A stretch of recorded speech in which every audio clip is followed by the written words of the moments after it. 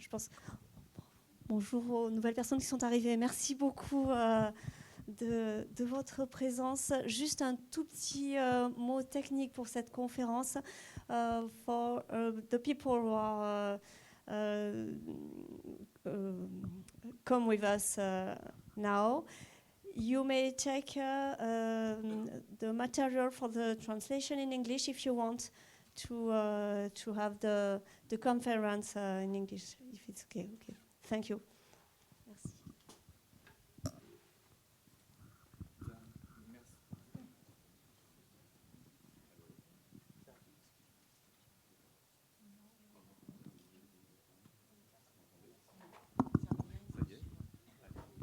On va y arriver. Bien, bonjour à toutes et à tous. Merci d'être si nombreux pour cette conférence, cette table ronde de l'après-midi. Vous avez aperçu la thématique, vous la connaissez, biodiversité, sol, climat. Faut-il, vin évidemment, faut-il avoir le bioréflexe? C'est donc le thème de cette conférence de l'après-midi de Millésime Bio 2024.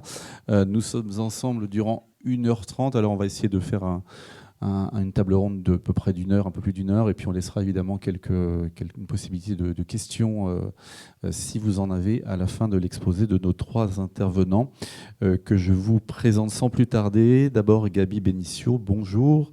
Vous êtes paysanne, vous présentez un paysanne évidemment, sommelière du restaurant Aponem, c'est à Vaillant dans l'Hérault, pas très loin de Pézenas, pour ceux qui connaissent, prix Michelin de la sommellerie 2023. Vous êtes aussi présidente du concours Challenge Millésime Bio. Votre parcours est pour le moins atypique. Vous êtes italo-brésilienne, arrivée à Paris pour y étudier la littérature, la philosophie, l'histoire du XVIIe siècle, enseignante, chercheuse, puis photographe. Et lorsque vous avez plongé dans l'univers de la gastronomie et du vin, eh bien, votre vie a changé tout en prolongeant votre travail artistique. Vous avez quitté Paris donc pour vous installer dans l'Hérault avec votre chef et compagne Amélie Darvas il y a quelques années. J'ai un peu détaillé votre parcours car il va sans doute nous éclairer sur vos valeurs, vos priorités, vos réflexions. Et puis Marc-André Sellos, bonjour. Biologiste, professeur du Muséum national d'histoire naturelle de Paris et aux universités aussi de Gdansk, c'est en Pologne, et Kunming en Chine. Vous avez dirigé des équipes de recherche, vous avez enseigné au Brésil et vous êtes chargé de cours à l'École normale supérieure à Sciences Po et HEC. Vous travaillez sur l'écologie, l'évolution des associations à bénéfice mutuel, les symbioses. Mycologue, botaniste, vous travaillez en particulier sur les symbioses mycorhiziennes qui unissent les champignons du sol aux racines des plantes. Vous êtes aussi président de Biogé, vous êtes membre de l'Académie d'agriculture de France, de l'Institut universitaire de France, amateur passionné de vin, on peut le dire, vous allez nous le confirmer. Vous êtes aussi vice-président de l'association des cépages modestes. Enfin, Serge Jacquat, que l'on connaît, que beaucoup connaissent avec son chapeau permanent, ingénieur agronome, docteur en agroclimatologie. Vous êtes aussi vice-président de l'association Infoclimat, scientifique installé aussi dans l'Hérault, au pied du pic Saint-Loup, non loin du pic Saint-Loup, lanceur d'alerte sur les impacts du changement climatique sur la production agricole. Vous expliquez l'importance de la transition des cultures. On va en parler durant cette table ronde. Vous êtes aussi passionné d'orage, que vous photographiez, que vous chassez plus précisément depuis l'âge de 13 ans, ce qui vous a valu le prix de la meilleure photo météo du monde décerné par la Royal Meteorological Society en 2021. Un mot de votre thèse, c'est important, parce que c'est aussi un lien avec notre conférence. Elle portait sur le lien entre réchauffement climatique justement et rendements agricoles. Un mot, mais vous allez y revenir, fin mars 2021, vous alertez sur un épisode de gel cataclysmique qui va devenir une réalité quelques jours plus tard, la plus importante catastrophe agronomique du début du XXIe siècle. Et puis vous avez lancé récemment votre entreprise de conseil Agroclimat 2050, une échéance dont nous allons sans doute parler. Lançons-nous dans notre sujet. Alors, vous l'avez vu, il y a un certain nombre de thématiques importantes sur lesquelles nous allons nous attarder un petit peu, à commencer par la biodiversité, sa préservation qui paraît évidente quand on parle de culture bio, de vin bio, de bioréflexe. Gabi Benicio, on va commencer par vous. Je le disais, vous êtes sommelière, mais aussi agricultrice, paysanne plus précisément. Cultiver, c'est d'abord respecter le vivant. C'était votre postulat de départ, notamment quand vous vous êtes installé dans le département de l'Hérault. Concrètement, ça veut dire quoi, respecter le vivant ? Bon, je pense que tous les gens qui sont ici aujourd'hui, on partage ces valeurs, l'amour du vivant. Je pense qu'aujourd'hui, on n'a pas d'autres possibilités, en fait, tout simplement. Je pense que c'est plus qu'une évidence. On parlait de résilience tout à l'heure avec Serge. Effectivement, j'ai quitté la grande ville. J'ai eu un parcours comme ça, un peu aussi tâton, et je me suis installée dans l'Hérault. Et entre autres choses, je me suis mis à cultiver la terre. Donc, nous avons 1 hectare de potager qu'on essaie de cultiver en sol vivant. Donc, on apprend tous les jours. Et durant notre installation ici, on a pu expérimenter, aidé aussi par Didier Barral, qui je pense que tout le monde connaît ici, qui pour moi est un grand exemple. Comment on peut faire vivre de façon bienveillante un univers. Nous avons commencé par les potagers, mais on a fait ça aussi avec les êtres humains qui travaillent pour nous. Et ça, c'est très important, parce que l'humain a un impact importantissime dans l'écosystème. Et la bienveillance, elle est non seulement envers la Terre, mais envers les hommes et les femmes qui les font. Avant tout, les bioréflexes, pour moi, c'est l'observation, c'est cet délicat regard envers les mondes qui nous entourent. Savoir que quand on marche sur les sols, il y a plein de choses qui se passent dans ces sols, que la vie est extrêmement intense, parfois moins exubérante, qu'il y a des moments d'introspection qui sont très importants. Et tout ça, ça se respecte. Et petit à petit, donc on a commencé, on n'a jamais labouré la terre. Et petit à petit, la vie, elle commence à revenir dans ces parcelles qui étaient complètement asséchées, labourées pendant des années, des années, des années. Et donc, petit à petit, on voit que cette vie arrive et qui nous donne énormément de choses, énormément de choses. On en parlera évidemment dans les prochaines minutes. Stopper puis inverser l'effondrement du vivant constitue l'un des défis de ce siècle. C'est l'avant-propos d'un rapport d'information parlementaire déposé la semaine dernière, conclusion des travaux de cette mission sur les dynamiques de la biodiversité dans les paysages agricoles et l'évaluation des politiques publiques évidemment qui y sont associées. Marc-André Sellos, la disparition, la biodiversité, vaste sujet. Ce que met en avant le rapport parlementaire, c'est que l'agriculture intensive est la cause majeure de l'appauvrissement de la biodiversité. C'est une réalité. Où en est-on? La situation est-elle aussi grave que cela? Et ça veut dire du coup que le modèle agricole viticole doit-il rapidement devenir bio? Et si oui, dans quel délai? Alors oui, bon, ce rapport parlementaire, il est à la fois réjouissant parce qu'il indique une chose qu'on sait peu, c'est que dans nos assemblées, le Sénat, l'Assemblée nationale, il y a vraiment des parlementaires qui font un gros travail avec des initiatives qui sont vraiment en prise avec ce que les scientifiques imaginent ou ce dont les citoyens ont besoin. Après, ce n'est pas eux qui proposent les lois. Donc ce n'est pas pour autant qu'ils arrivent à faire des lois. Mais en tout cas, en même temps, ce rapport, il ne fait que redire ce qu'on lit dans le livre de Rachel Carson de 1962, Le printemps silencieux. Un livre d'ailleurs qui est assez intéressant à lire parce qu'en réalité, dans beaucoup de ses parties, il n'a pas vieilli d'une ride.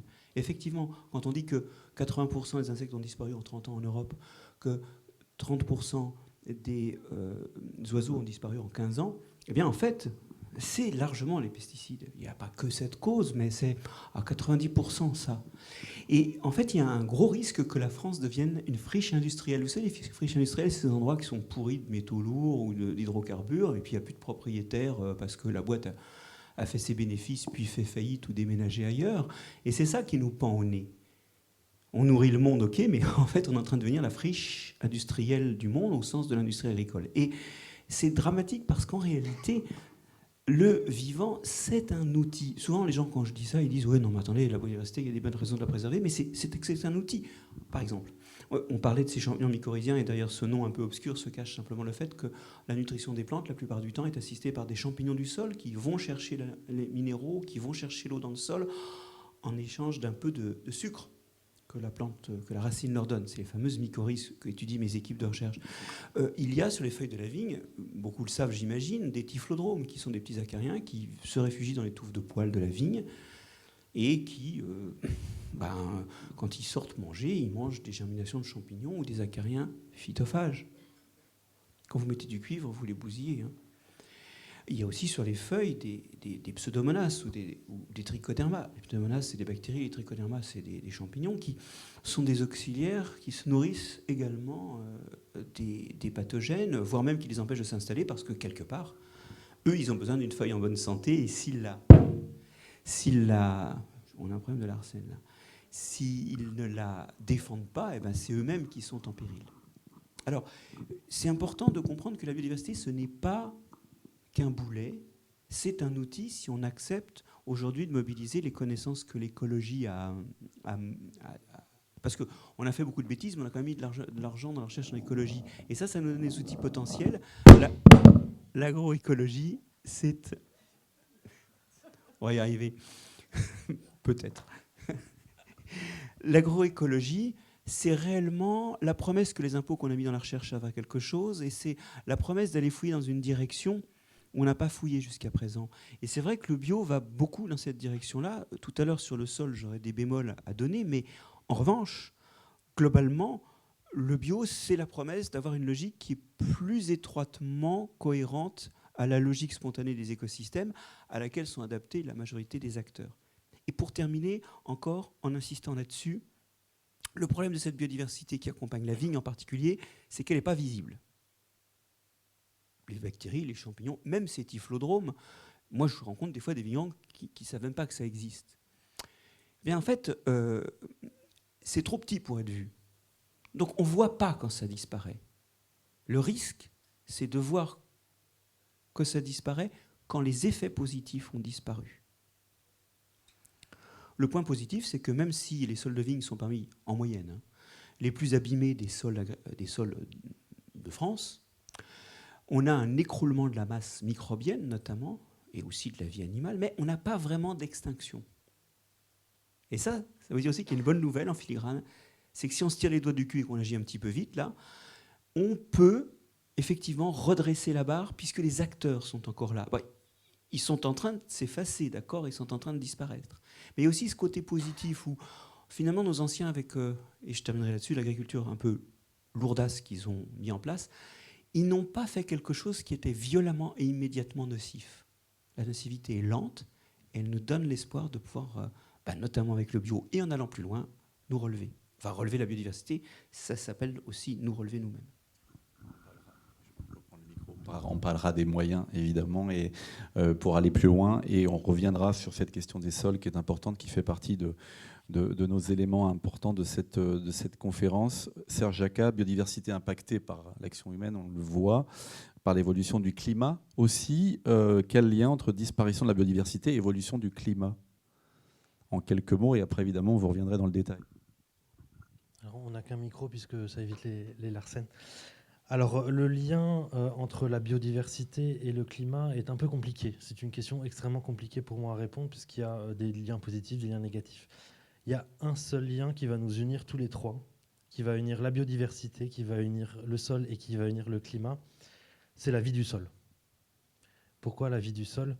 Premier point, un sol qui est vivant. Un sol qui est vivant, c'est un sol où il y aura de la biodiversité. On rejoint le premier point de biodiversité. Un sol qui est vivant, c'est un sol qui peut contenir 5 à 10% de plus d'eau par rapport à un sol qui est moins vivant. Là, ça rejoint la thématique climat que je vais certainement aborder tout à l'heure, notamment au niveau des sécheresses. 5 à 10%, ça vous paraît ridicule. En fait, c'est 7 à 10 jours supplémentaires d'eau pour un blé, par exemple, et ça tombe généralement au mois de juin. Et c'est la période la plus sensible pour le blé, pour le remplissage du grain. Pour la vigne, c'est 7 à 10 jours supplémentaires et ça permet aux grappes de se remplir d'eau et d'éviter, par exemple, qu'il y ait un taux d'alcool trop important dans le vin ou un pH qui augmente. Ça aussi, on va y revenir tout à l'heure. Et dernier point, un sol qui est vivant, c'est un sol qui peut stocker du carbone. Et stocker du carbone, c'est donner le rôle à l'agriculture, toute agriculture confondue, de récupérer ce carbone de l'air qu'on a déstocké avec nos voitures, avec nos avions, de le récupérer et de le restocker dans les feuilles, dans le bois, dans le sol, dans les micro-organismes, dans les champignons. Ça, c'est aussi un lien avec le climat. Donc, pour moi, le lien biodiversité-climat, il passe par le sol. C'est vraiment peut-être le point le plus important de nos 3 présentations. C'est vraiment le sol, l'eau, le carbone, la biodiversité et la nutrition des plantes. Ça résout en réalité pas mal de problèmes. Gabi Benicio, on parle dans votre univers, hein, on parle évidemment, vous êtes paysanne, on l'a indiqué, vous l'avez indiqué, vous avez expliqué un petit peu votre démarche, mais dans la partie sommellerie, il y a une question sensorielle, une question éducative aussi. Quand vous faites déguster vos vins bio, dans votre restaurant dans l'Hérault, est-ce qu'il y a une explication, une demande d'explication aussi? Puis comment vous expliquez cette préservation de la biodiversité qui entoure ces vins que vous faites déguster? Effectivement, moi j'ai une carte qui a aujourd'hui 1400 références, toutes biodynamie, des vins vivants qui ne sont pas bloqués. Et ça m'étonne encore, mais ça arrive très souvent que des clients arrivent au restaurant et me disent « je veux boire tout sauf des vins bio ». Hélas, c'est des choses qu'on dit encore en 2024. En fait, c'est ce qui s'est passé, c'est qu'il y a un travail qui a été très mal fait auparavant. Et les gens ne savent pas qu'est-ce que c'est que les vins bio. Donc, je pense que notre rôle est de passeur, parce que moi, je suis là pour faire les passages, pour accompagner les moments solennels. Hein. Je suis au bout de la chaîne. J'ai la chance d'accompagner les moments tant attendus. Vous avez travaillé des années, des hommes, des femmes, dans la vigne, en amont, vinification, mise en bouteille, transport, les vins arrivent. Et moi, j'ai la responsabilité de servir ces vins dans les meilleures conditions possibles. Ça, c'est mon travail. Ça implique plein de choses. L'accueillir correctement, parce que les vins vivants ont besoin d'être accueillis dans de bonnes conditions. La température, l'humidité, une température de service aussi, et tous les discours qui vont avec. Donc, je ne dis pas tout de suite aux clients qui sont là que j'ai que des vins bio, mais par contre, je vais les faire goûter des vins et expliquer qu'est-ce que c'est que ces vins et qu'est-ce qui s'est passé dans tous les processus pour qu'ils arrivent là. Et je fais autre chose aussi, j'ai imprimé une petite bibliographie, une petite feuille, où on dit tout simplement tout ce qu'il y a dans un vin, en fait. Parce que les gens ne savent pas que ce n'est pas qu'il y a du raisin fermenté. Et ça, c'est un grand tabou en France. Et je pense que ce tabou va bientôt tomber. Je pense que les consommateurs, ils ont le droit de savoir qu'est-ce qu'ils boivent. On a le droit de savoir tout ce qu'on mange et tout ce qu'on boit, tout ce qu'on met à l'intérieur de notre corps. Et moi, je fais ce travail aussi. Et je pense qu'à partir du moment qu'on commence à dire tout ce qu'il y a dans une bouteille de vin conventionnelle, je pense que les gens ils commencent à avoir très peur, très, très, très peur. Donc, notre travail, il est là, d'éduquer aussi. Vous me disiez en préparant cette table ronde que quand on a goûté au vin bio, le retour en arrière est quasi impossible. Lié aussi effectivement à ce qu'on y trouve et à ce qu'on ne trouve pas dans le vin traditionnel. Je voyais Marc-André Sellos acquiescer aux propos de Gabi Benicio. Vous voulez ajouter quelque chose? Non, je crois qu'il faut prendre conscience aussi que le vin pas bio, c'est un vin où il y a nécessairement des résidus de pesticides. Et ça, c'est une chose qui est assez taboue. Je pense que Serralini, qui avait écrit un livre là-dessus, enfin un petit livret qui est paru chez Actes Sud, a fait un très mauvais travail parce qu'il l'a fait un peu vigoureusement et avec des preuves qui font un peu sourire les gens qui savent faire des statistiques. Mais le problème, c'est qu'il avait raison. Et là, on s'est retrouvé sur ce débat des pesticides dans le vin avec des gens qui clamaient quelque chose qui est vrai, mais d'une façon qui était à la fois humainement et scientifiquement maladroite. Je suis désolé de faire le procès de Serralini ici. Mais en même temps, qui parlait de quelque chose de vrai qu'on doit s'épargner. Une solution hydroalcoolique, je vous le rappelle, c'est quelque chose, parce que le vin c'est ça, hein, c'est un peu d'alcool et d'eau, c'est quelque chose qui solubilise énormément de produits. Et donc c'est une question de santé personnelle aussi que de consommer des vins qui contiennent le moins de pesticides possible. Je vais maintenant peut-être vous choquer en vous disant que je reste persuadé que dans certaines conditions on aura toujours besoin de pesticides. Mais je lis des papiers qui disent qu'aujourd'hui, l'agriculture européenne consomme 2 fois plus de pesticides qu'elle devrait pour maintenir le même niveau de production. Et pour la Corn Belt aux États-Unis, il y a un article dans les Proceedings de la National Academy of Science qui sont sortis qui disent que c'est un facteur 10. Donc on est sur des consommations de pesticides qui sont disproportionnées, même si on veut garder le conventionnel en tant que lui-même. Et de toute façon, le conventionnel n'est pas durable. Il faut vraiment diviser encore ces proportions pour de simples raisons de santé. En fait, il y a du bon sens au-delà du bon goût. Bien sûr. Mais enfin, ça n'empêche pas d'avoir bon goût en même temps. Je vais vous repasser la parole immédiatement, mais il faut à chaque fois qu'on ait le réflexe de répondre à cette question, faut-il avoir le bioréflexe? On a commencé par parler de la biodiversité, mais aussi comment l'avoir, si oui, comment l'avoir. Je pense qu'ici tout le monde est convaincu que oui, il faut avoir le bioréflexe, mais comment l'avoir en matière de biodiversité? On va faire un tour de table ronde, de semi-ronde pour évoquer cette question. Comment on fait concrètement en matière de vin, en matière de vignes bio, pour préserver cette biodiversité concrètement?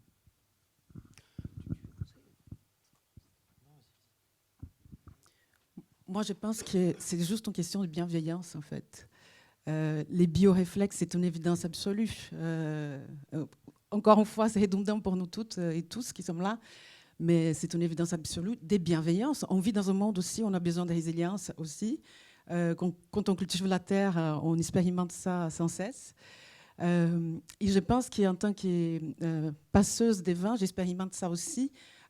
Quand j'accompagne ces vins, j'accompagne les vignerons et les vigneronnes dans des années difficiles, où cette notion de bienveillance et cette notion de résilience va de soi aussi. Les bioréflexes, pour moi, c'est pas plus ou rien que ça, en fait. C'est juste observer, accompagner. Et c'est une évidence. Mais je pense qu'on peut aller bien au-delà du bio, encore une fois. Je pense qu'on peut faire plus. Je vais élargir un petit peu la discussion, pas rester concentré que sur la vigne, puisque je pense que dans l'Assemblée, on ne boit pas que du vin bio, on peut aussi manger de la nourriture bio. En fait, sur le climat, puisque c'est mon rôle aussi, c'est un peu plus nuancé, par contre, l'impact du bio sur le climat, puisque ça dépend de la façon dont on le regarde. Première façon, si on regarde à l'hectare. Si on regarde la production à l'hectare, le bio a moins d'impact sur le climat que le conventionnel. Simplement qu'on a moins de produits de manufacture humaine, donc on a moins d'émissions de gaz à effet de serre pour produire les fertilisants, pour produire l'ensemble des produits, puisqu'on ne les utilise pas d'origine synthétique. Premier point. Deuxième point, le bio est aussi accompagné d'une certaine philosophie où on fait beaucoup plus attention au sol. C'est pas juste un cahier des charges, il y a aussi une certaine philosophie qui va avec. On stocke plus de carbone dans nos sols bio et on fertilise plus avec de l'organique, avec des résidus animaux. On fertilise plus le sol bio qui est plus vivant du coup avec ses apports organiques au lieu de chimiques. Ça, c'est le fait que par hectare, le bio émet moins de gaz à effet de serre, vignoble, maïs, blé, toute culture confondue. Par contre, quand on raisonne à la quantité de produits, c'est différent pour le climat. Parce qu'en moyenne, l'agriculture biologique, c'est moins 21% de production par rapport au conventionnel. Donc quand on raisonne cette fois-ci à la quantité produit, pour certains produits, par exemple la production animale, on est meilleur en bio. Par contre, dans la production céréale, on est moins bon sur le climat quand on raisonne par kilo. Mais là, il faut aller plus loin que juste cette réflexion chiffrée et scientifique. C'est qu'en réalité, si on veut consommer bio, il faut aussi qu'il y ait une évolution de la consommation en parallèle. Puisque si on prend le gaspillage alimentaire, c'est 30% de la production qui part à la poubelle et c'est 30% des gaz à effet de serre de l'agriculture qui ne servent à rien. Donc, il faut aller plus loin que le bio en fait, dans l'alimentation. Il faut consommer des produits bio pour l'environnement, pour la biodiversité. Et il faut que ça soit accompagné d'une évolution de la consommation. Donc, un petit peu moins de viande rouge, beaucoup plus de légumineuses, moins de gaspillage alimentaire, pour que ça rééquilibre la perte de rendement du bio, pour qu'on le retrouve après sur le climat. Donc, oui, le bio, c'est intéressant, mais si on ne fait pas évoluer la consommation en parallèle, et si on ne fait pas évoluer d'autres aspects de la production par rapport au paysage, par rapport aux haies, par rapport à l'hydrologie régénérative, peut-être qu'on reviendra dessus, et ben, le bio ne suffit pas. En tout cas, par rapport au climat, il faut aller un peu plus loin que juste les chiffres sur le bio. Je ne sais pas si vous partagez cet avis. Alors, oui, je partage, moi, mais surtout, je vais me placer d'une perspective tout à fait différente de la vôtre, parce que celle-là, c'est une clé, ce que vous avez dit, c'est une sorte de reconnexion finalement de l'observation, des sens. c'est bon, c'est réglé, ça c'est le pragmatique. Du coup, maintenant, moi, je peux faire le technique. En fait, le bioréflexe, en pensant bio au-delà de la réglementation, en termes d'état d'esprit, je pense que c'est le réflexe de l'évolution. Les organismes sont adaptés à ce qu'ont vécu leurs ancêtres. C'est parce que leurs ancêtres étaient adaptés à ces conditions qu'ils ont eu des enfants et qu'ils sont là. Vous y êtes. Quand vous changez la règle du jeu, il y en a qui ne sont pas adaptés, un peu par hasard, parce qu'il n'y a jamais eu cette molécule. Il n'y a jamais eu cette façon de travailler le sol. Il n'y a jamais eu du cuivre. Il n'y a jamais eu... Oui, le truc, c'est que chaque fois qu'on rajoute une règle du jeu dans un écosystème, il y a des perdants. Et les écosystèmes sont tellement densément peuplés qu'il y a nécessairement des perdants. Je vais prendre une métaphore pour ça. Imaginez que je vous passe mon ouverture préférée de Lully. Je pense qu'il y en a qui vont se faire chier. Et même peut-être plus que d'heureux. Ce que je veux dire par là, c'est qu'il y a tellement de protagonistes dans les écosystèmes qu'en fait, vous ne pouvez pas introduire une molécule nouvelle sans qu'il y ait des déchets. Alors, je parle de molécules, mais on peut parler de pratiques physiques comme le labour, on en reparlera sans doute après. Et donc, l'histoire, c'est d'être logique et d'essayer d'introduire le moins de contraintes qui n'aient pas déjà été là. Par contre, la prédation, ça fait partie des contraintes. Vous y êtes, donc vous introduisez, vous pouvez faire du biocontrôle de cette façon-là. La compétition entre les organismes, ça existe déjà. Donc vous pouvez très bien renforcer des pseudomonas pour avoir moins des organismes dont ils empêchent l'installation. Mais en gros, on est intervenu un peu vigoureusement. C'est d'ailleurs, en fait, là, je suis en train de piller la conclusion de Rachel Carson. Elle ne le dit pas exactement comme ça, mais c'est la conclusion du Printemps silencieux. On est entré comme, elle le dit, des éléphants dans un magasin de porcelaine. On n'a pas eu la subtilité d'essayer de se dire, il y a une trame, essayons de respecter des parties de la trame, voire même d'utiliser cette trame pour faire ce qu'on veut faire. Et en tout cas, ça veut dire qu'il faut être extrêmement précautionneux quand on introduit du neuf, parce qu'il y a toujours des dégâts. Et ça, c'est vrai aussi pour nous. Vous rajoutez une molécule donnée, eh bien, il y a des gens parmi nous qui la supportent moins bien que d'autres et qui feront plus facilement un cancer. J'ajoute que, pour rester sur les molécules et pas sur les gestes, les molécules, pour des raisons chimiques mais aussi biologiques, se transforment en tout un tas de dérivés. Donc quand vous introduisez une molécule, c'est une trentaine, si ce n'est une centaine de molécules qui vont commencer à aller chacune voir, visiter chaque espèce pour voir si elle le supporte ou pas par hasard. Donc en fait, c'est une boîte de Pandore qu'on ouvre. Bien sûr. Ça me fait penser à quelque chose que j'ai lu il n'y a pas longtemps. Jules Chevet, qui je pense que tout le monde connaît ici, dans les années 80, il disait déjà qu'il regrettait le fait qu'on avait arrêté de cultiver la vigne. Donc, cette notion de cultiver la vigne, qui était fabuleuse, dite comme ça, en fait. Parce que cultiver, c'est prendre soin aussi, c'est observer, c'est accompagner. Et qui, après la guerre, évidemment, comme on connaît, avec tous les produits de synthèse qui sont arrivés pour faciliter la vie, et pour déséduquer aussi le monde végétal. Parce que les midiots, les oïdiums, tout ça, on connaît bien longtemps avant. Mais la vigne, elle avait cette intelligence aussi du vivant, on l'a rendue un petit peu feignante. Il ne faut pas oublier aussi que la vigne, c'est de la monoculture. Et la monoculture, on connaît les ravages dans le monde entier. Donc, je pense que la polyculture, ça serait quelque chose de très, très, très intéressant aussi. Je pense qu'il faut qu'on pense à ça. Je pense qu'il y a des gens qui les font, les pratiquent de plus en plus. En Italie, notamment, on voit beaucoup de choses. Et je pense que ce serait un chemin aussi. Vous avez dit le mot polyculture, je rebondis dessus parce que oui, c'est une des solutions pour le changement climatique. Premier point, polyculture, élevage et polyculture, culture. Polyculture, élevage, par exemple, on peut faire brouter certains animaux dans les vignobles, alors pas les vaches, parce que ça fait un peu de dégâts, mais ça permet de fertiliser le sol, de faire vivre le sol. Premier point, fertilisation. Et deuxième point, polyculture, culture, c'est-à-dire que la diversification du vignoble est nécessaire, à la fois économiquement parlant, parce que si on a un gel tardif qui arrive et qu'on n'a que quelques cépages sur le territoire, on perd l'ensemble de la production. Si on a une canicule qui arrive 45 degrés pendant la floraison de la vigne, ça pose des dégâts. On l'a vécu 46 degrés dans l'Hérault le 28 juin 2019. Donc, monoculture, c'est mettre tous les œufs dans le même panier. Donc la polyculture est intéressante. Et qu'est-ce qui va avec la vigne ? On a de plus en plus l'arrivée de l'olivier qui revient en réalité, parce qu'il était déjà présent avant 1956. On a l'arrivée des agrumes, de plus en plus par les côtes, avant les terres, puisqu'il y a le risque de gel. On a l'arrivée d'autres arbres, le néflier, on a la figue, on a alors l'avocat, l'amande et la mangue, c'est plutôt pour 2040, donc plutôt Pyrénées-Orientales, donc plutôt côte, là où il y a de l'eau, où c'est irrigable. En fait, on a plein de types d'arbres. Ça permet d'à la fois diversifier la production, mais aussi, quand on met des arbres dans les vignes, de couper le vent. Pourquoi il faut couper le vent ? Parce que le vent est à l'origine d'une augmentation de l'évapotranspiration. C'est une des problématiques qu'on a eues le 28 juin 2019 avec l'effet sèche-cheveux. Quand on a des vignes, ou quand on a du maïs, ou quand on a un blé de grandes parcelles exposées, alors la vigne est encore plus exposée au soleil, parce qu'on va chercher le soleil sur les coteaux, eh bien, en réalité, on augmente l'évapotranspiration, et donc couper le vent avec chaque 10 rangs, une rangée d'arbres qui économiquement peut être aussi intéressant, et ben, c'est faire face au changement climatique. Voilà.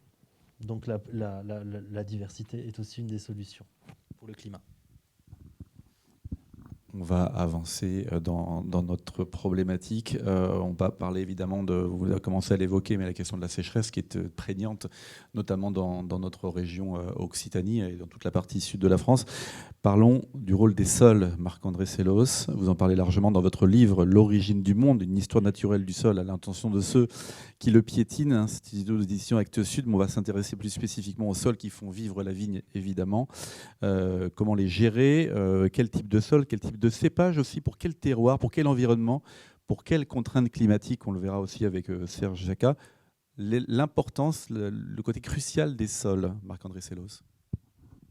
Alors, on a déjà finalement pas mal parlé des sols, mais justement, appliquons la recette que je vous disais. Quelle est la logique évolutive ? Les organismes du sol, ils ont été habitués à un sol qui est toujours couvert, même si en hiver ça vivote, où il n'y a pas de mouvement cisaillant. Les seuls mouvements, c'est les mouvements type grelinette. Alors pour ceux qui ne connaissent pas la grelinette, c'est les mouvements de type un ver de terre fait un trou et écarte un petit peu, mais il n'y a jamais de mouvement cisaillant. D'accord ? Et la dernière chose, c'est que ce sol reçoit en permanence la matière organique de ceux qui meurent dessus, les feuilles, mais aussi les racines. Oui, parce que en fait, les plantes, les racines se renouvellent plus vite que les feuilles. Donc en fait, les racines amènent au sol entre 1 et 5 fois, selon les espèces, plus de carbone mort que les feuilles et les parties aériennes. On ne réalise pas ça. Alors donc tout ça, ça veut dire que nous, qu'est-ce qu'on fait ? Nous, on récolte. Donc on emmène la matière organique. Elle ne retombe pas au sol. Bon, ici, le bio marque un point, c'est qu'il il ramène de la matière organique, notamment en ramenant l'engrais. Donc ça, c'est bon, c'est fait. La deuxième chose, c'est qu'on laboure. Alors ça détruit la vie du sol, notamment ça détruit tous les champignons qui sont filamenteux, qui ne supportent pas le labour, notamment les champignons auxiliaires des racines. Du coup, après, vos racines, elles ont besoin d'engrais puisqu'elles n'ont plus leurs auxiliaires. Puis ça détruit aussi la vie animale des sols, c'est celle qui fait les trous. Alors là, le bio ne marque pas de point parce que, sauf exception, il y a des gens qui font du maraîchage bio sans labour parce qu'il y a des petites surfaces. Mais dès que les surfaces sont grandes, en réalité, la façon de maîtriser l'enherbement, c'est le labour. Et ça, on va y revenir, c'est problématique. Et puis donc, alors on a dit toujours couvert, on a dit apport de matière organique, on a dit pas de labour, pas de mouvement cisaillant, et puis aussi toujours couvert, ça c'est important parce que cette couverture, elle empêche l'érosion, elle va nourrir tout un tas de microbes du sol qui sont des microbes favorables des plantes. D'ailleurs, l'interrang dans une vigne enherbée, il nourrit des champignons mycorhiziens que va récupérer la vigne au moment où elle va recommencer à faire fonctionner ses racines. Elle a nourri l'interrang peut nourrir les filaments qui nourrissent les racines de la vigne au moment où elle reprend sa vigueur. Donc, en fait, les règles sont simples. Enherber, pas labourer, mettre de la matière organique. Et là, vous sentez que le hiatus, c'est le problème en bio. Finalement, le recours, c'est le labour. Alors, il faut comprendre que le labour, c'est une fausse réponse à des bonnes questions. La question du labour, c'est non seulement la maîtrise de l'enherbement, mais aussi la gestion de l'eau. Non seulement parce que quand on a labouré, il n'y a plus de concurrence, mais parce qu'on a fait des trous. Le trou de labour est un trou de merde. Je m'explique. Un trou dans un sol, c'est quelque chose qui est fait par un organisme qui pousse, une racine qui pousse en appuyant, un filament de champignon qui pousse en appuyant, une amibe qui se fait son chemin en appuyant, un ver de terre qui pousse. Voilà, donc c'est tassé. Les parois sont tassées, et ça, c'est plus stable. Et en plus, ces trucs-là, mucilage de ver de terre, reste de la racine morte, caca d'amibe, parce que les amibes font caca, je suis désolé, au passage, c'est collé à la matière organique. C'est ça, un trou du sol. La preuve, c'est qu'en réalité, quand on a labouré, rapidement, les sols, ils tassent. Vous y êtes ? Au passage, je viens de vous dire que la matière organique est importante pour les sols, pour faire avoir des trous. Et les trous, c'est l'eau. Ah oui, mais quand on laboure, on ne tue pas les bactéries, elles sont trop petites pour subir ça, elles respirent plus, et donc on déstocke effectivement du carbone parce qu'elles respirent plus, et donc on a des sols qui sont pauvres en matière organique. C'est comme ça que les Champenois, dans les années 70-80, ils se sont aperçus qu'il n'y avait plus de matière organique dans leur sol, et d'ailleurs ils ont eu un réflexe un peu critique, c'est qu'ils ont broyé les ordures parisiennes, tout compris, tout venant dans leur sol. Ça a résolu le problème d'érosion, mais les sols champenois sont pas beaux à voir, on ne s'en vante pas en Champagne. Mais néanmoins, techniquement, c'était pas con, parce que ça a stoppé l'érosion. Donc, je reviens à ça, il faut vraiment aujourd'hui minimiser le labour, le rendre le plus superficiel possible, et avoir cette vie qui fait des trous par lesquels l'eau rentre, notamment des racines à fort accroissement de diamètre, hein, comme des radis, certaines crucifères, et puis des trous plus petits dans lesquels l'eau est stockée. Et tout ça avec de la matière organique qui stocke l'eau par elle-même, qui a une sorte d'affinité pour l'eau et qui va stabiliser les trous. Plus les effets sur le climat, mais là je ne vais pas entrer là-dessus. Vous pouvez stocker du carbone dans vos vignes. Alors maintenant, dernière chose, le problème de la vigne verte. Vous comprenez que dans la logique du sol, pour entretenir les bons microbes, pour limiter l'érosion, il faut une vigne verte. Et là, vous allez me dire, il y a une concurrence pour l'eau. Alors, oui et non. Oui, parce que c'est sûr que ces machins-là, ils évaporent. Non, parce que d'abord, vous pouvez les brouter, vous pouvez mettre des poules aussi, ou des canards. C'est encore mieux les canards, parce que ça ne mange pas les vers. Des oies, surtout.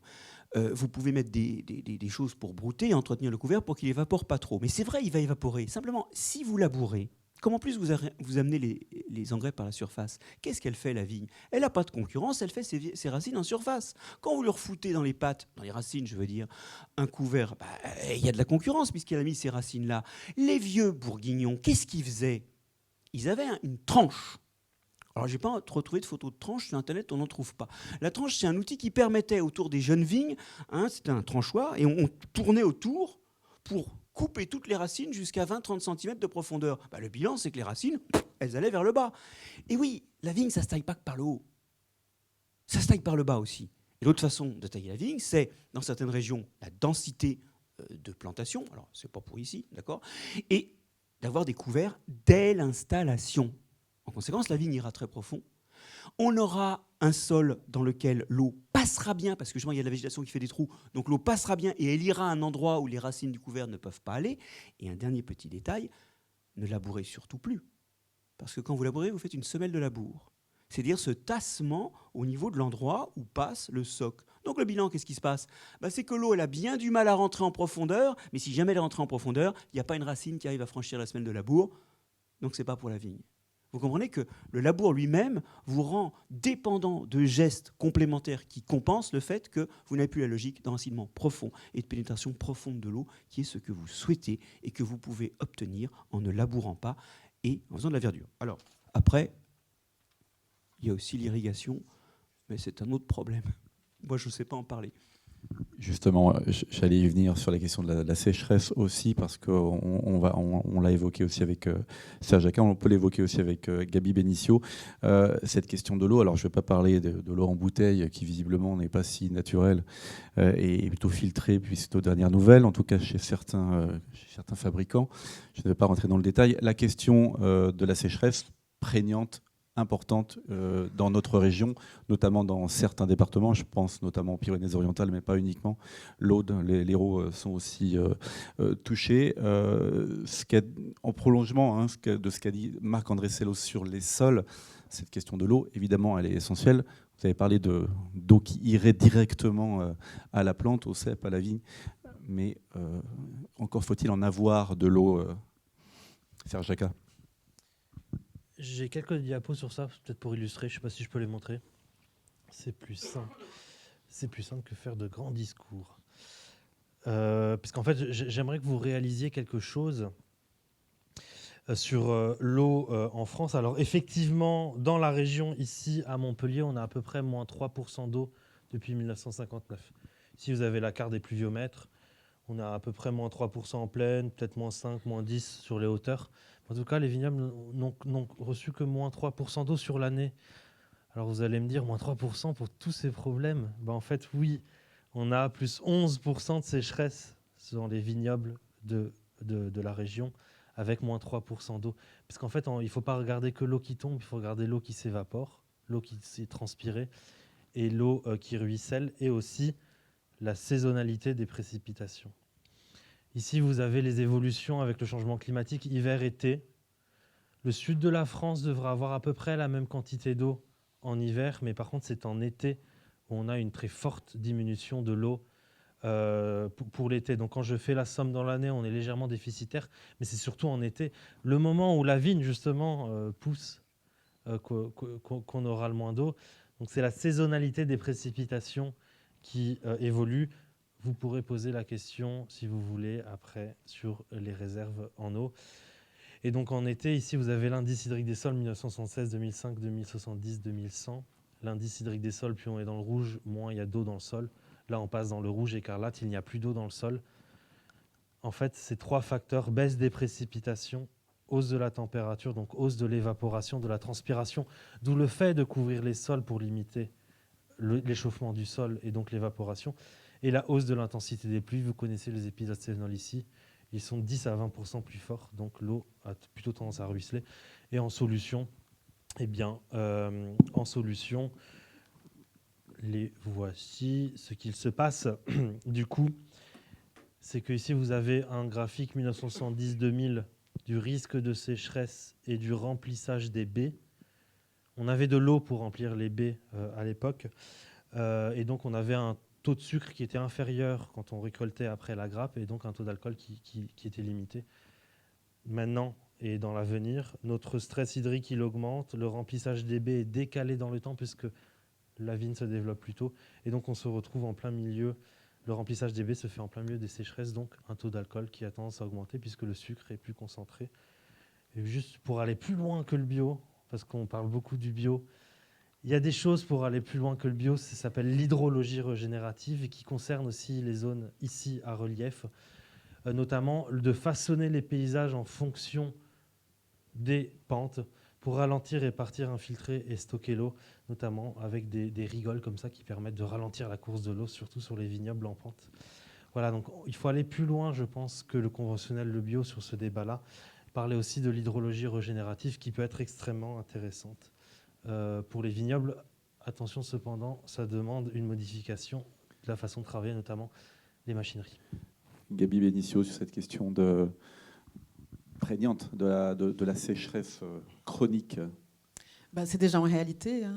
Hier, j'étais avec des vignerons qui m'ont dit, il était en larmes d'ailleurs, dans la vallée de la Glie, il n'y a plus d'eau. Il y a des terroirs incroyables, des grands terroirs qui font des grands vins où la vigne est en train de mourir. Donc, cette réalité, ce n'est pas demain, on y est déjà. Donc, hélas, quand on parle de résilience, j'utilise beaucoup ces mots parce qu'on y est déjà, malheureusement.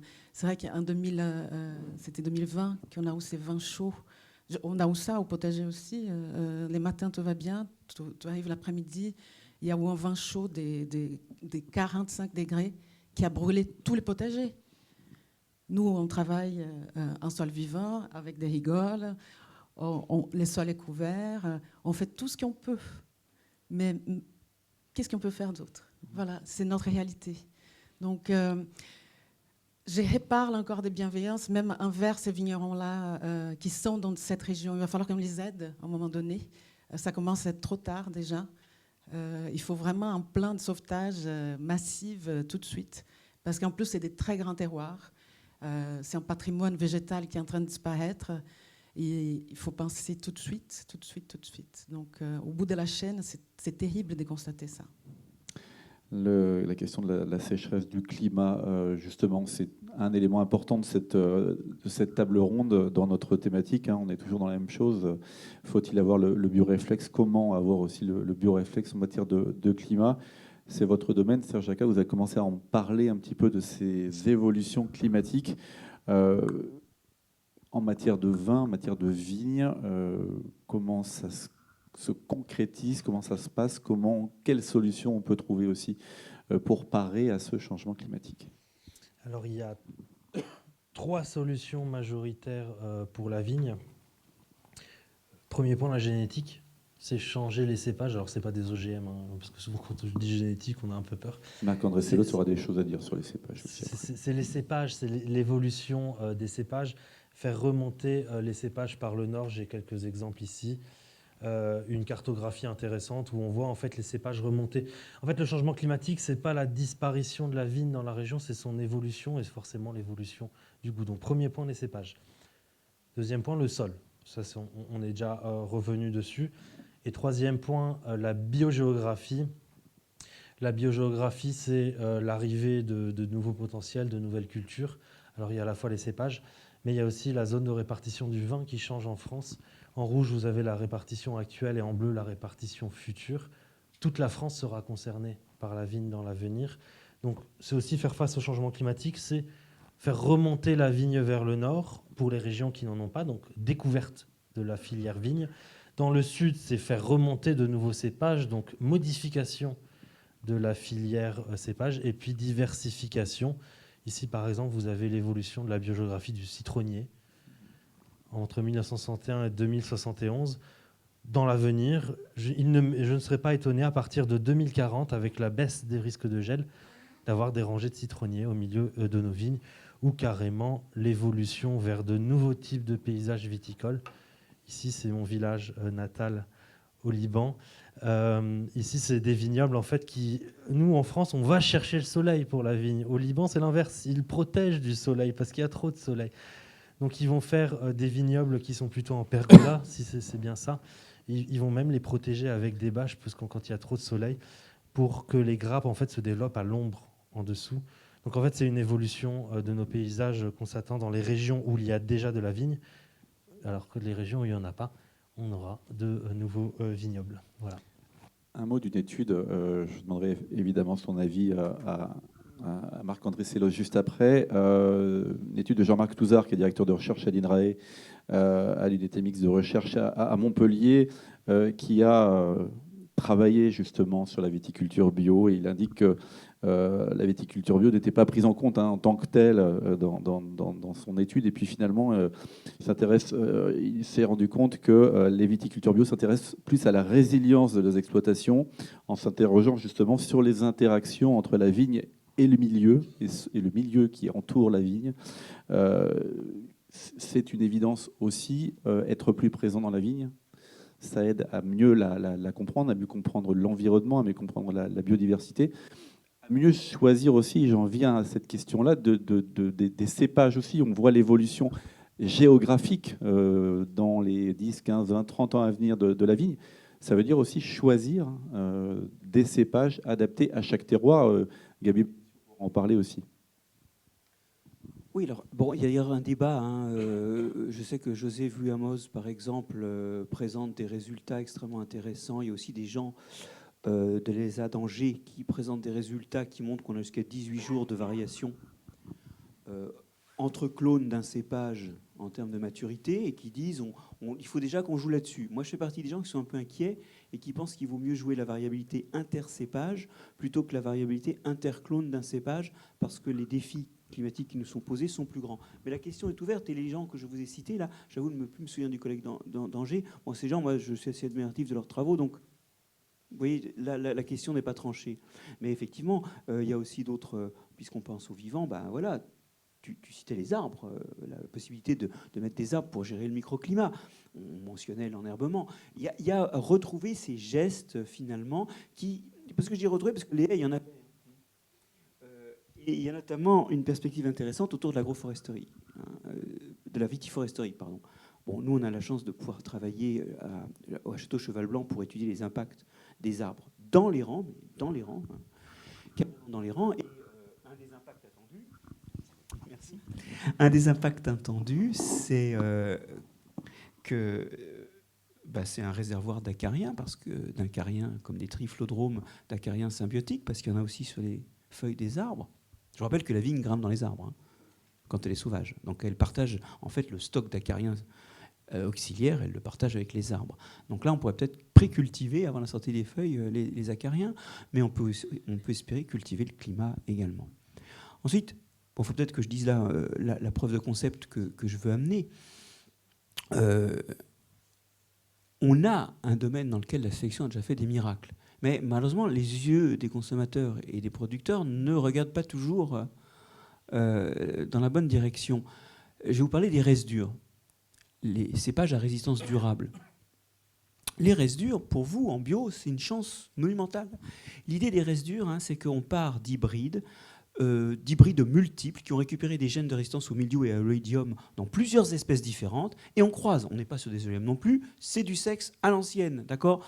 Du pollen, des fleurs, on croise, on recroise, et génétiquement, on vérifie que dans l'ADN, il y a bien tous les gènes de résistance qu'on a empilés venus des différents ancêtres non vinifera.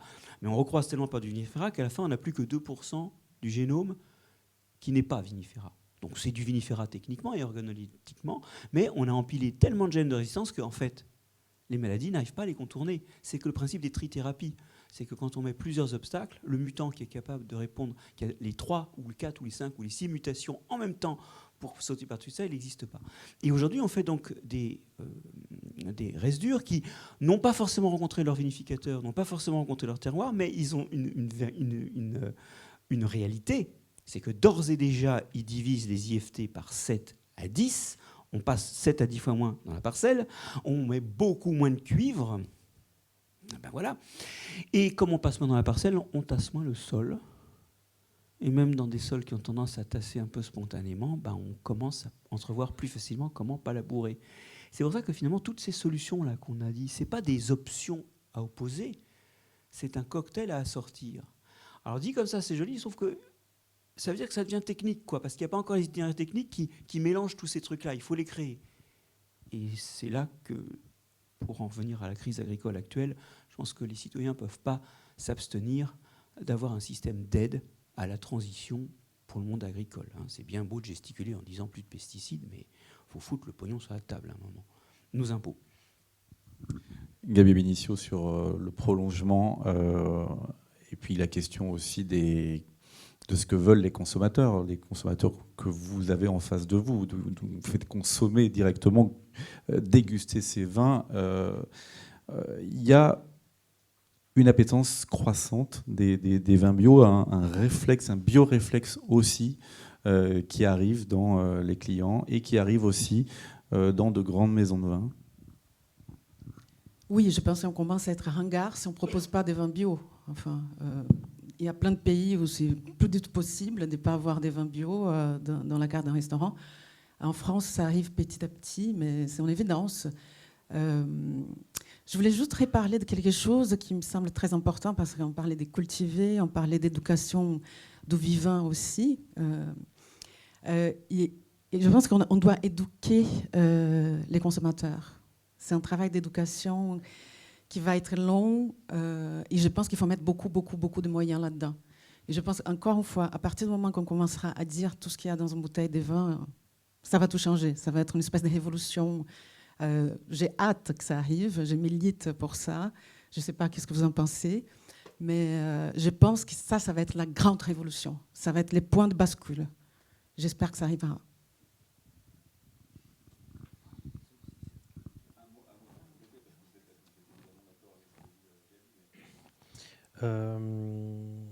Tu parlais de quoi, de Gabi? J'écoutais pas, en fait. Ah oui, moi j'étais en train de réfléchir au cahier des charges des AOC et qu'il faut absolument qu'on les aborde sur la consommation.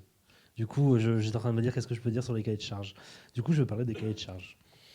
En fait, on a parlé de plein de choses, d'évolution, mais vous savez très bien, et en viticulture, vous avez des cahiers de charges parfois dans les AOC. J'habite au Pic Saint-Loup, je sais de quoi je parle. Donc il y a un problème administratif aussi, il y a de la consommation, il y a de l'évolution, il y a de l'argent aussi financier. Et donc il faut travailler avec l'évolution des cahiers des charges. Il ne faut pas qu'ils soient fixes, avec certains cépages autorisés, certaines pratiques autorisées, d'autres non. Non, en fait, il faut que les cahiers de charges évoluent avec le changement climatique, et c'est extrêmement nécessaire. Premier point. Deuxième point, la consommation.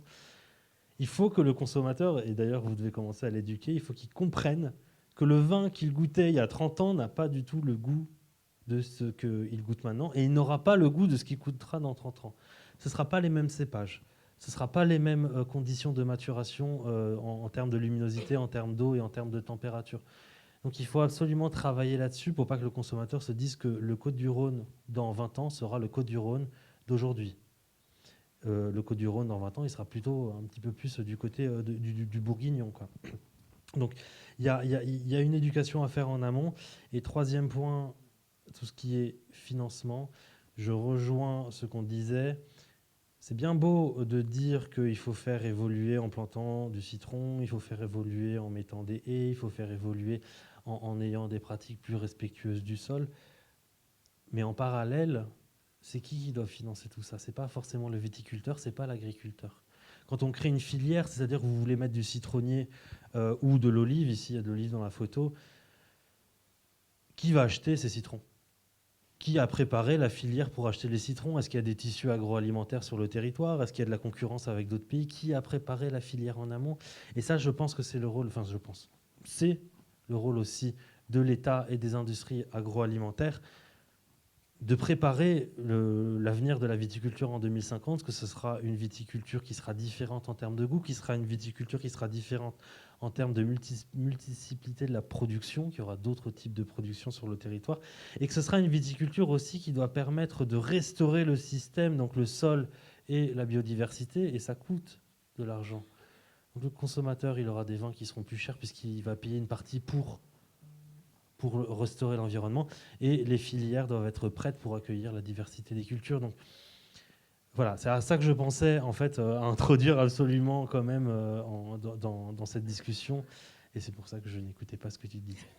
Bon, mais ça serait genre parce qu'on parlait d'éducation aussi. Ça rejoint effectivement, vous êtes retombé sur vos pattes et vous avez parlé effectivement d'éducation et puis d'avenir.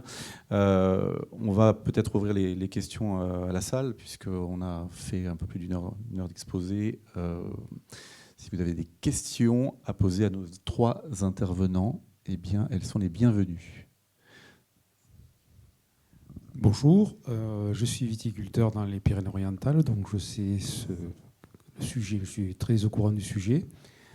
Je n'ai pas de questions à poser, j'ai juste de l'eau à mettre à votre moulin, parce que ça fait 42 ans que je suis agriculteur, et j'ai traversé diverses époques de l'agriculture dans mon département. Je suis issu d'une famille qui était des vignerons arboriculteurs maraîchers. J'ai vu et j'ai écouté ce que vous avez présenté, et ça me touche énormément parce qu'en fait, ça recoupe exactement la vie de ma vie à moi, qui était ma vie d'agriculteur. Voilà pourquoi je vais vous expliquer une chose. Principalement, je n'ai pas retenu votre nom, monsieur. Marc-André Sellos. Si je vous parle d'Acanthomices fungus, si je vous parle de Bovaria bassiana, si je vous parle d'arthro, je sais plus quoi là, le champignon lasso, ça va vous tirer le sourire. Je les ai rencontrés, je sais le travail qu'ils font, je sais ce qu'ils pourront donner plus tard à l'agriculture, pardonnez-moi pour les mots scientifiques, à l'agriculture de demain. Surtout, vous avez parlé de champignons plutôt du sol, et moi je vous parle des champignons de l'air. Mais voilà, dans mon exploitation, comment vous dire, à l'époque, au départ, la viticulture, elle n'était pas du tout comme vous la connaissez maintenant, et je ne vous donne pas mon âge. Mais ce que je sais, c'est que sur les parcelles de mes parents, en fait, on n'avait pas trop de problématiques de couverture du sol l'été, parce qu'en fait, on ne pouvait plus marcher dans les vignes tellement la canopée recouvrait le sol. Et du fait qu'elle recouvrait le sol, il n'y avait pas de lumière, donc il n'y avait pas d'herbe. On n'avait pas de problème d'herbe. Peut-être derrière l'hiver, on avait, quand on pratiquait la taille, on avait des détritus sur le sol, et c'était énormément de sarments, énormément de feuilles. On n'avait pas de mécanisation comme on a maintenant, on n'avait pas ces besoins-là. Et un jour, et je vais vous dire une chose qui est encore plus folle, c'est qu'à l'intérieur de ces vignes, on avait des arbres fruitiers, tous les 8 rangs, qui couvraient par leur canopée la vigne. Et est arrivée l'époque moderne où on nous a demandé d'enlever les arbres parce qu'ils ne correspondaient pas au cahier des charges des AOC. Où vous choisissez votre camp, vous continuez en AOC, vous plantiez des vergers. Et là, on est rentré dans une espèce de moulinette agroéconomique qui a broyé le bon sens des agriculteurs, puisque même à l'intérieur de ces vignes qui étaient plantés assez larges, on faisait de la salade, de la pomme de terre, du petit pois, de l'haricot vert et même de la cacahuète. Donc on arrivait à mener 3 cultures sur un seul terrain, un peu comme le font dans les Amériques du Sud.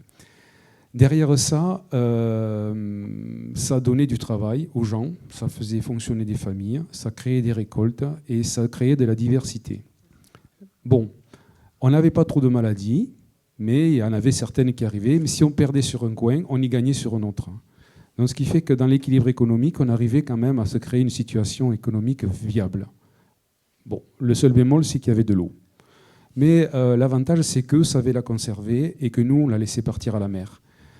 Alors, je donne de l'eau à votre moulin, mais après, j'arrêterai de parler parce que j'ai un stand et je dois y retourner. Moi, ce que je voulais vous dire, je vous dire merci d'ouvrir les yeux aux gens. Surtout, merci de parler de choses qui me touchent énormément, parce que j'ai la larme à l'œil quand je vous parlais. J'ai vu ça. J'ai vu ça sur pas quelques hectares. L'exploitation faisait 80 hectares. Vous imaginez que ça faisait 5 familles qui vivaient sur l'exploitation. 5 familles qui habitaient sur le mas. 5 familles qui habitaient sur le domaine, qui ont disparu.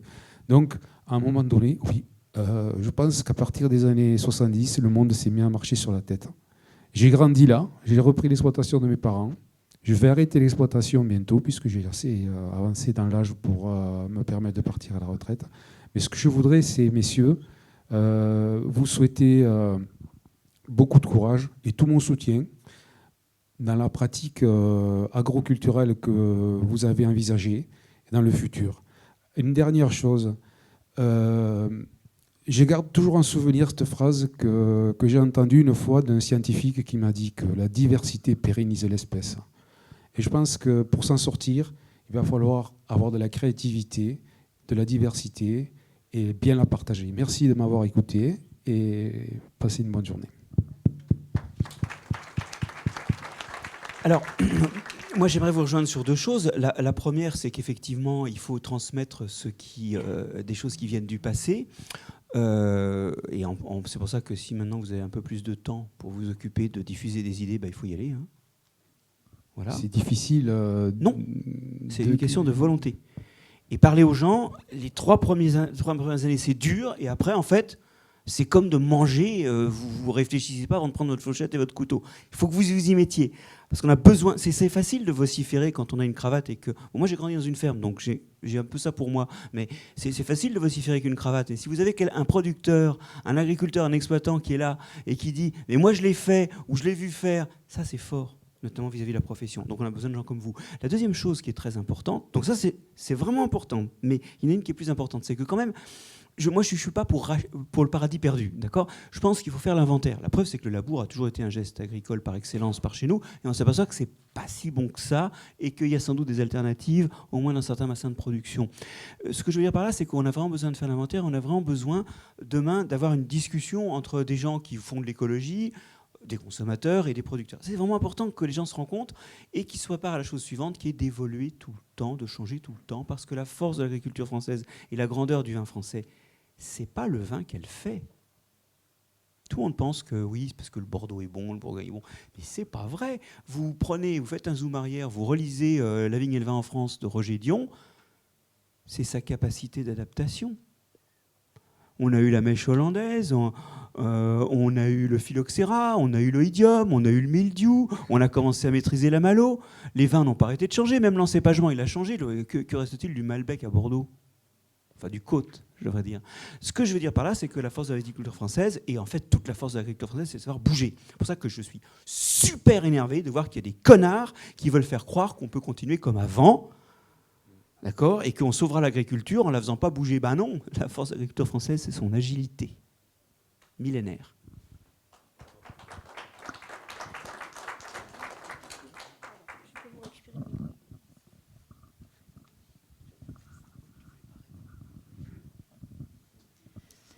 Merci. Pour rebondir sur ce que vous venez de dire, justement, c'était une question que j'avais depuis le début de l'intervention, où là, on est sûrement en circuit un peu fermé, enfin un microcosme où on est convaincu.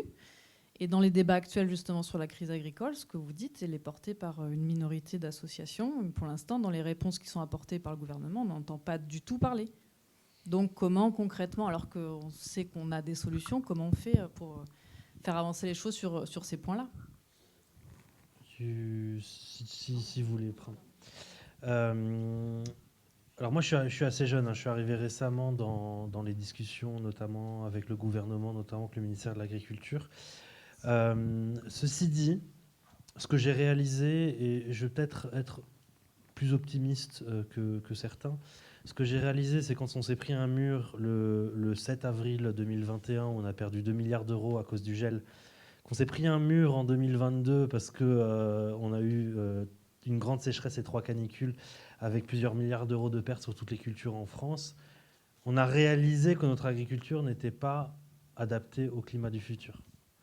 Et ça, c'est un point positif, c'est de se prendre des murs, on doit en arriver à là pour qu'on réagisse.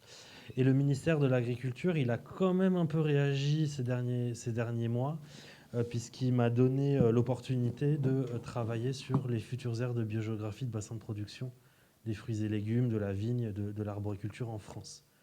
Alors que les réflexions qu'on avait au ministère de l'Agriculture jusqu'à présent, c'était bassin et génétique. C'était vraiment ça qu'on avait l'impression que ça allait sauver toute l'agriculture. Par contre, agriculture de conservation des sols, agroforesterie, couper les haies pour l'évapotranspiration, couper le vent pour l'évapotranspiration, etc. etc.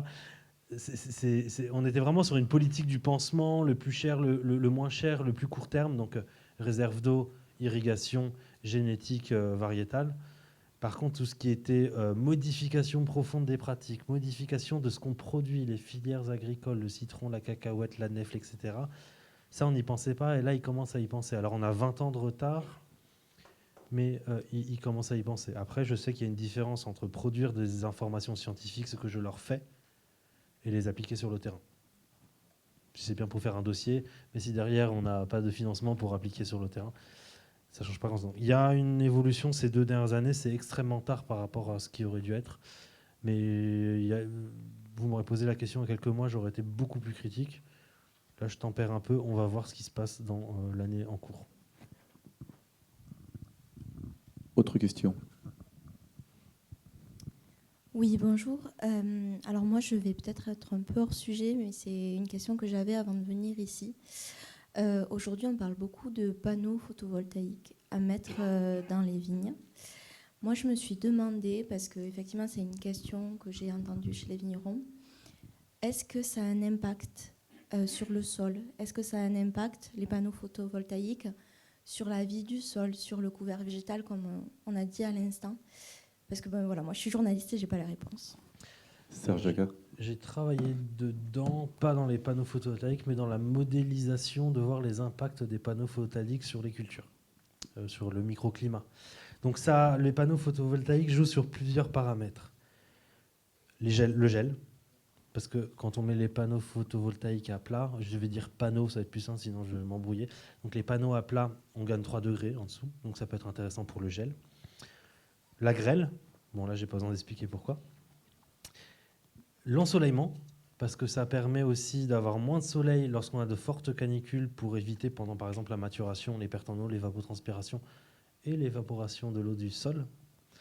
Et troisième point, la température, donc ça permet au sol d'éviter d'être chaud. Donc dans le sud de la France, c'est extrêmement intéressant les panneaux photovoltaïques parce que ça permet de jouer sur ces 3 paramètres. Ça dépend si les panneaux sont inclinables.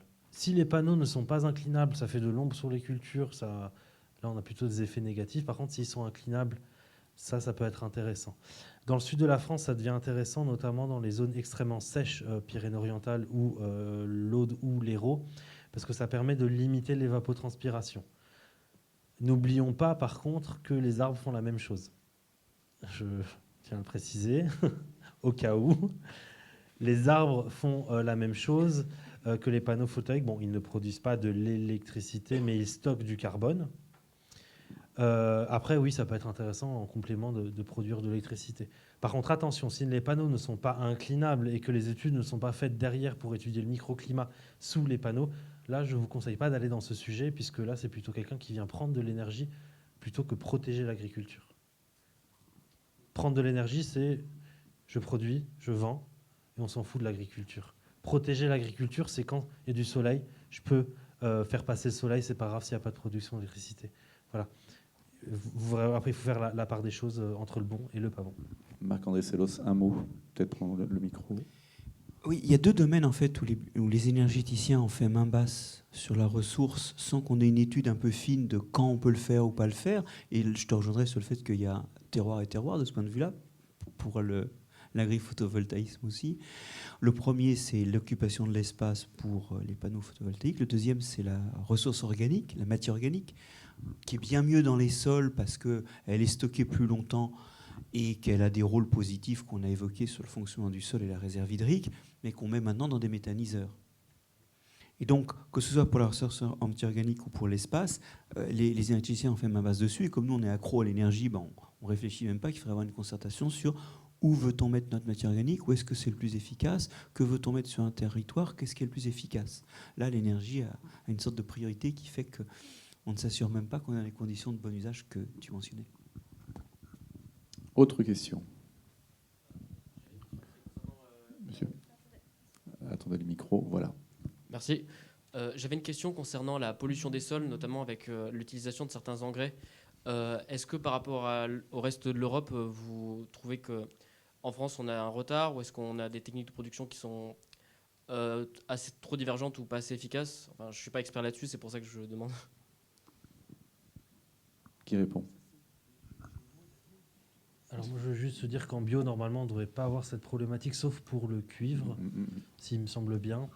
Après, c'est pas mathématique d'études, donc voilà, je veux juste dire ça. Pour le cuivre, en fait, il est vite immobilisé dans le sol. Donc, très rapidement, il colle aux argiles, il colle à la matière organique et il est plus libre de circuler, donc il n'y a plus de toxicité. Il n'y a que le cuivre qui vient d'arriver, qui n'est pas encore relié, qui est toxique. Donc, si je redéplie tout ça, si on est en dessous de 4 kg/hectare en cuivre, on n'a pas de problème. Au-dessus, il y a des régions où le climat oblige en bio à être au-dessus. Je pense dans la Loire, par exemple. C'est problématique. Deuxièmement, de toute façon, c'est pas trop problématique parce que c'est pas toxique, mais vous créez un réservoir de cuivre. Et si vous changez de culture, les sécrétions des racines déstabilisent les complexes cuivre, n'importe quoi, et relibèrent le cuivre.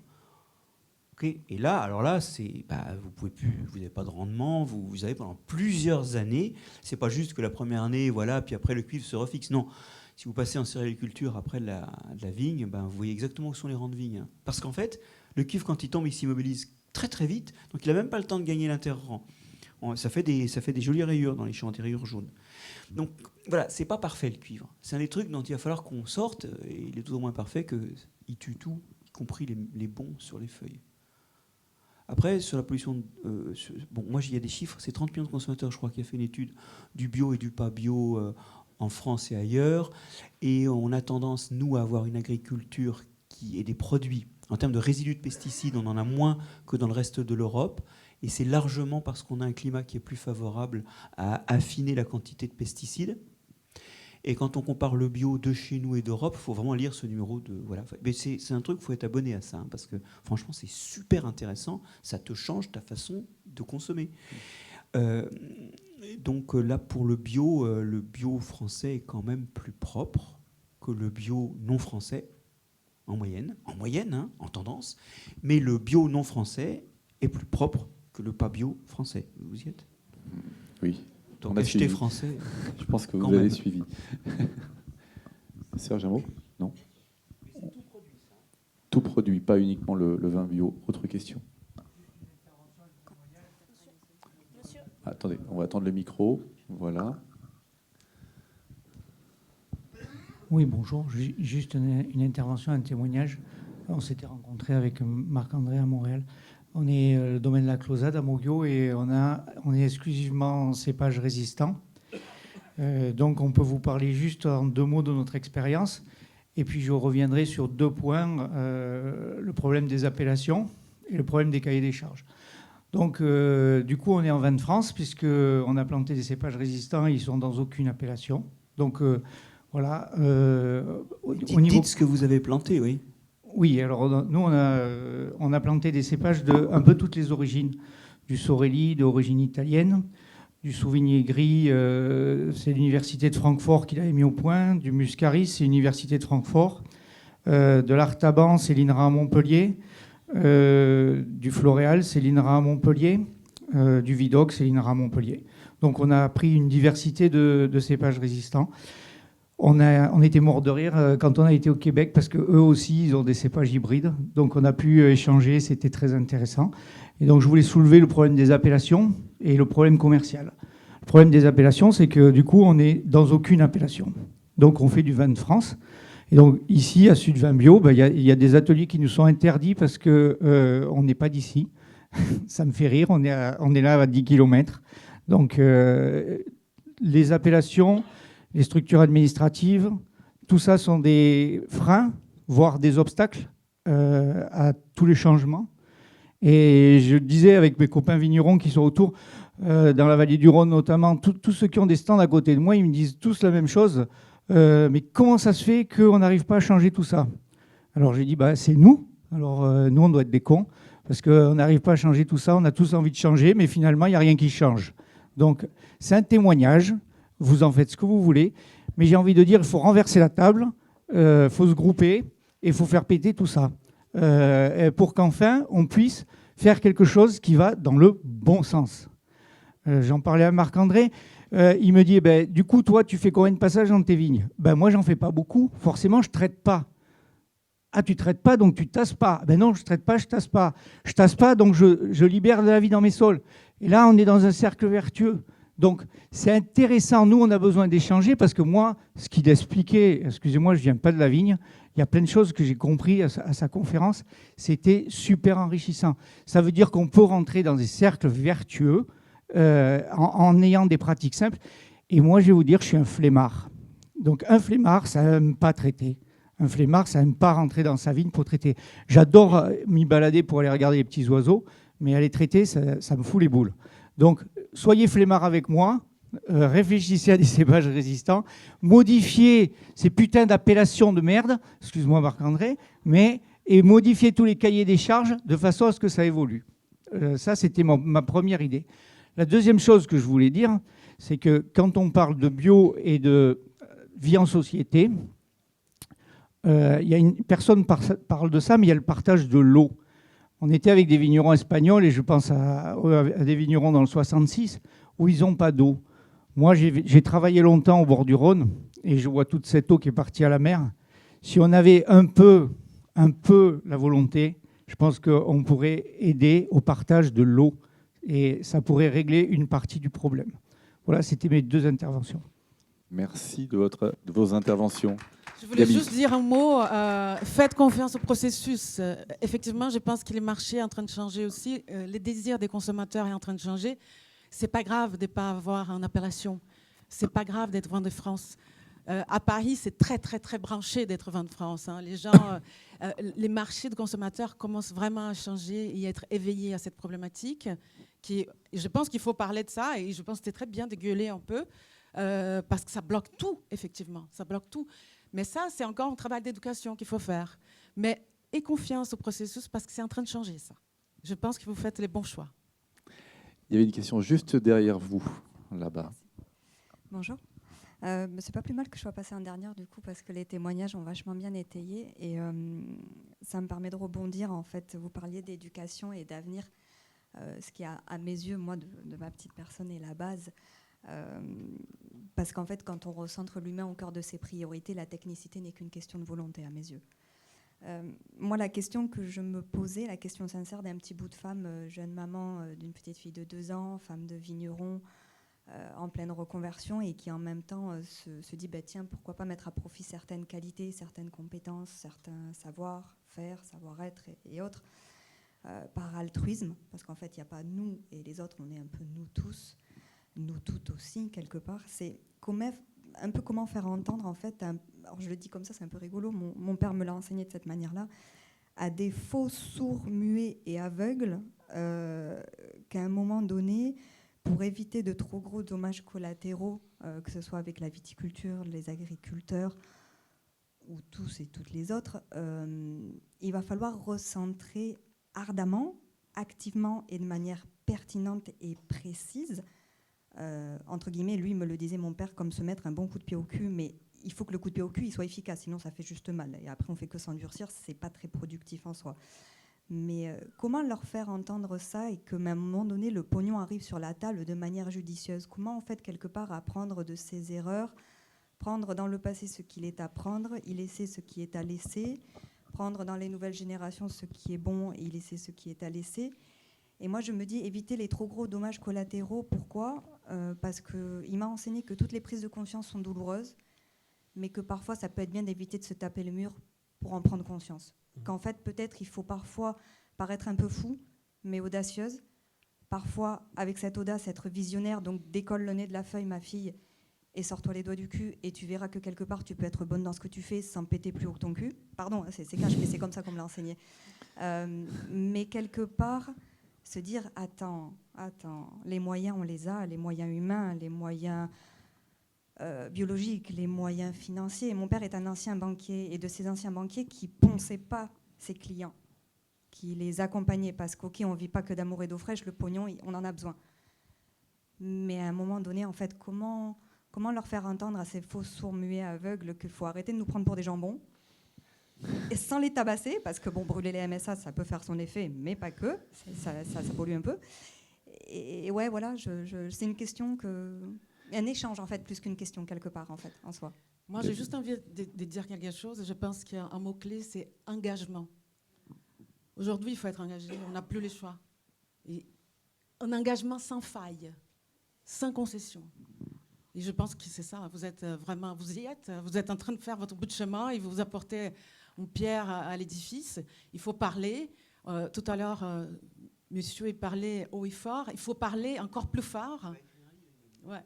Il faut parler encore plus fort, il faut se donner la main, il faut s'engager, il faut crier, il faut prêcher la bonne parole, parler. À chaque fois qu'on a l'occasion de parler, il faut parler. Et donc, quelque part, est-ce que donner aux nouvelles générations, à mon ancien métier, j'étais auxiliaire puéricultrice, donc donner aux tout petits comme aux moins petits, aux plus grands et aux grands enfants, parce qu'après tout, c'est un peu, à mes yeux, tout ce qu'on est, la valeur travail, le goût de l'effort, le goût de l'engagement, le goût de se dire, tiens, la première chose sur laquelle je vais capitaliser, c'est moi-même. Quand on fait toutes les choses bien, comme il faut aussi oublier cette notion de facilité. Les vies les plus intéressantes sont quand elles sont difficiles. C'est comme la vigne. La vigne, elle souffre, elle fait des bons vins. C'est comme les gens. Les gens qui ont souffert sont plus intéressants que les gens qui n'ont pas souffert. Il ne faut pas laisser tomber. Il faut aller jusqu'au bout. Il faut être sans concession, il faut être engagé, il faut parler haut et fort, il faut oser, il faut le faire. Il faut crier, il faut faire. C'est ce qui on semble nécessaire, mais il faut le faire. Il s'est donné la main, c'est passé. Là, je pense qu'il y a plein de gens qui peuvent échanger des numéros de téléphone, peut-être créer effectivement un cycle vertueux. On parlait de virtuosité, c'est un mot qui est revenu plusieurs fois ici. C'est donner la main, en fait. Par plusieurs, on peut aller beaucoup plus loin. Hein. Je pense que c'est ça. Il y a quelque chose qui est là déjà. Serge Jacquat sur la même ligne. Alors, j'ai pas la même vision. Pas la même vision. C'est simplement que moi, je travaille dans le domaine du climat, donc vous savez, j'ai les vieux schnocks un peu d'extrême droite qui me disent il n'y a pas de changement climatique. Donc ça, c'est pour moi. Nous, on travaille pour les Français. Oui, nous, on travaille rien. Moi, je suis au chômage, c'est ça. Enfin bref, la totale, quoi. Eh bien, j'ai cette problématique des vieux réacs qui me disent, avec mon chapeau de cow-boy, que je suis ridicule à parler du climat. On dirait Greta Thunberg en version mec, quoi. Et ben en fait, moi, j'ai envie de vous dire, je m'en fous ce qu'ils disent. Et ne parlez pas à ces personnes qui vous demandent de l'énergie pour les convaincre, parce que vous ne les convaincrez pas, en fait. Ces personnes qui ne veulent pas faire évoluer leur façon de produire, ces personnes qui ne veulent pas évoluer leur façon de consommer, ces personnes qui se prennent en photo dans toutes les villes de France ou dans tous les pays du monde à dire « Regardez sur Instagram, je viens de voyager », ne leur parlez pas. Ne perdez pas votre temps avec eux, en fait, parce que vous avez une certaine pool d'énergie entre vos enfants, votre boulot, votre vie, votre sport. Vous avez de l'énergie. Si vous dépensez votre énergie à changer la vie d'un vieux réac de 65 ans qui va mourir dans 15 ans, qui ne va rien changer à la planète, ne perdez pas votre temps. Par contre, cette énergie-là, prenez-la et mettez-la pour les jeunes. Vous avez une fille, j'en ai trois, pas 3 filles, un gars et 2 filles. Moi, c'est à eux que je donne de l'énergie et c'est aux jeunes agriculteurs que je vais plutôt parler. parce que c'est eux qui vont en fait, ça va démultiplier après et changer dans l'avenir les choses. Ne perdez pas votre temps avec des personnes qui ne vont pas vous écouter. Enfin, même avec tout l'engagement que vous voulez, un climato-sceptique reste un climato-sceptique. Un mec qui ne veut pas changer sa façon de produire parce qu'il pense qu'il a la meilleure façon de produire et que le changement climatique n'existe pas, il restera toujours un con, parce qu'a priori tout le monde dit ça aujourd'hui, il restera toujours un con jusqu'à la fin de ses jours. Gardez votre énergie pour les plus jeunes, ce sera mieux pour tous. Marc-André Sellos. Et ça résonne avec ce titre de président de Biogé que je traîne, qui est en fait surtout une façon de ne pas dormir la nuit. Le muséum, les académies, médecine, agriculture, des sociétés scientifiques, des sociétés de journalistes, des sociétés de citoyens ont fondé une fédération Biogé, B-I-O-G-E-E, qui est en fait la voix des sciences du vivant et de l'environnement en France et qui en fait milite pour plein de choses, mais milite notamment, et vous pourrez aller charger sur notre site, notre manifeste pour l'enseignement, pour une forme de solution qui est d'aller vers les pages vierges que sont nos enfants et de leur donner dès le primaire une formation à ce que ça veut dire qu'être vivant, ce qu'est le monde vivant, restaurer cette sensibilité que tu proposais. Et parce qu'il faut savoir qu'il n'y a pas, c'est pas dans le programme du primaire. Certains enseignants le font par eux-mêmes, mais on sait que c'est pas en plus de 10% des classes. Et ensuite, il y a 1 heure de SVT par semaine au collège, et même pas en première, en terminale, puisque ça devient optionnel. Vous comprenez que c'est un désastre. On pense que les fondamentaux, c'est lire, écrire, compter, mais du coup, on prépare une génération qui, comme la précédente, ne sera pas à même d'avoir une vision systémique et intégrative de ce qu'elle fait. Parce que c'est vrai que quand on fout des pesticides, ça résout le problème. Sauf que vous ne voyez pas quel est le problème. Vous voyez juste le problème de votre plante, là. Et donc, ça, c'est vraiment un combat qu'il faut qu'on ait, c'est qu'on ait une jeunesse qui soit plus formée à ces enjeux, et non pas formée à des injonctions, mais formée à comprendre comment ça se passe pour conclure naturellement sur ce qu'elle peut faire ou pas faire, ou ce qu'elle a envie de faire ou non. Biogé. C'est vraiment quelque chose, c'est tout ce qu'un scientifique peut faire, c'est se mettre à la disposition de la société, et notamment de l'avenir de la société que sont les enfants. On finira là-dessus, sur cette note positive dédiée aux nouvelles générations. Merci beaucoup à nos intervenants, Marc-André Sellos, Gaby Benicio et